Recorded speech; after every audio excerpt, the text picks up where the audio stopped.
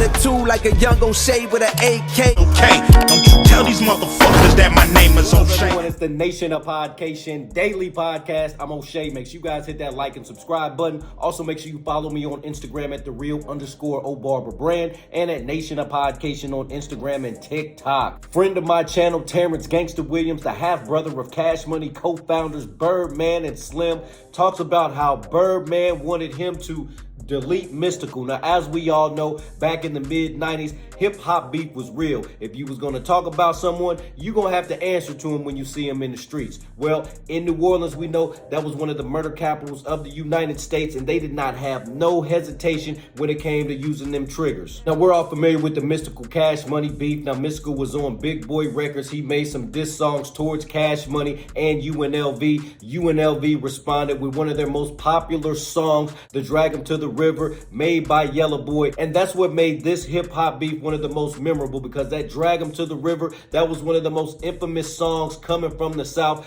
Big Boy Records, Mystikal put them on the map. So both of these labels used the hip-hop beef to kind of build themselves up, kind of like Bad Boy and Death Row did, but that's on a much bigger scale. But Gangsta Williams says in a recent interview that the hip-hop beef with Mystikal was real. Birdman wanted him off, he wanted him deleted, and Gangsta Williams was ready to carry out the assignment as the Cash Money hitman. So let's take a look at this clip from Gangsta Williams as he talks about plotting the deletion of Mystikal. Let's tune in.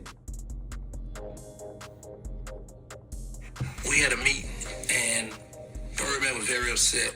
Slim was just sitting there listening to us go back and forth. So I came with the idea. I was like, well, tell you what.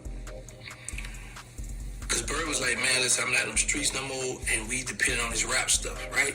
Well, Mystikal was a special one, so we like, man, this boy, he got lyrics. He could make it hurt the company, right? Mm-hmm. So I was like, man, listen, let's do a concert, and we kill him.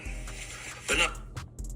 Whoa. So Gangsta Williams, like I said, he was the Cash Money hitman, and he came up with this idea when they was all sitting around and they're going to throw out this concert. There's going to be some fake promoter going to throw a concert. They're going to hire Mystikal, and when he comes to that concert, bang, bang, deletion. Let's tune back in.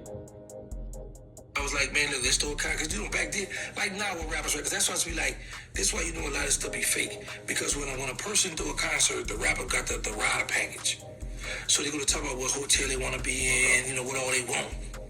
So it's easy for me to have you come to my city or wherever I want you at, because I'm going to have you set where I want you to be set at. That was my idea. I wasn't tied to that. You had promoters back then that just threw concerts and threw shows and stuff.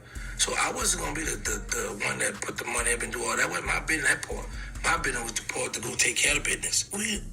All right, so you heard right there. See, that whole plan that they had starting to orchestrate and build was Gangsta Williams wasn't the one that was going to promote the show or put up the money. He had one mission, one assignment, and you know what that is. Let's tune back in. Think about this, how many murders we've been tied to that we got away with.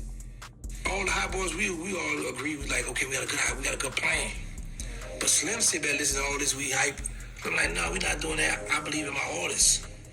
This is what we got them for. Let them do their thing. So, and I remember pulling up on I don't know if you heard of PNC, Partners in Crime. I pulled up on Misdemeanor.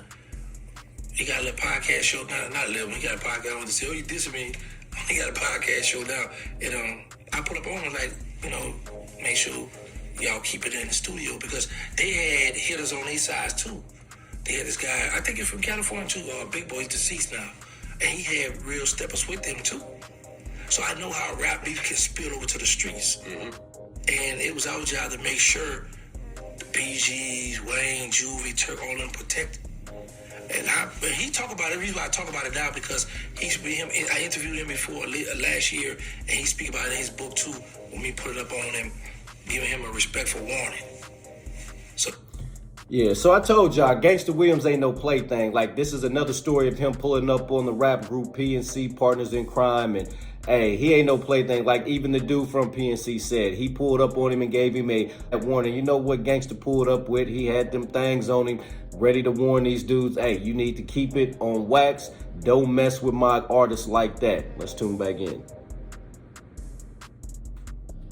Spoke about Mystikal wasn't wrong in the streets when we was wrong in the streets. No, he wasn't. No.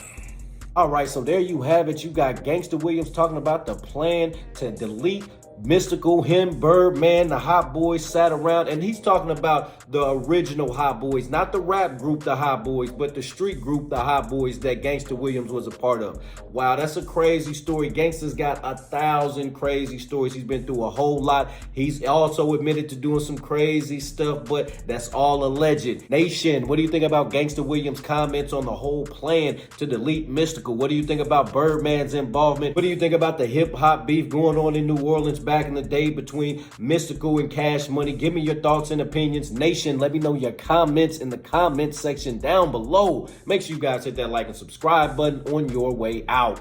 Hey. O'Shea and I been kicking it strong for a minute now. O'Shea doesn't drink. He doesn't smoke. O'Shea is a professional model. Attitude like a young O'Shea with an AK. Okay, don't you tell these motherfuckers that my name is O'Shea.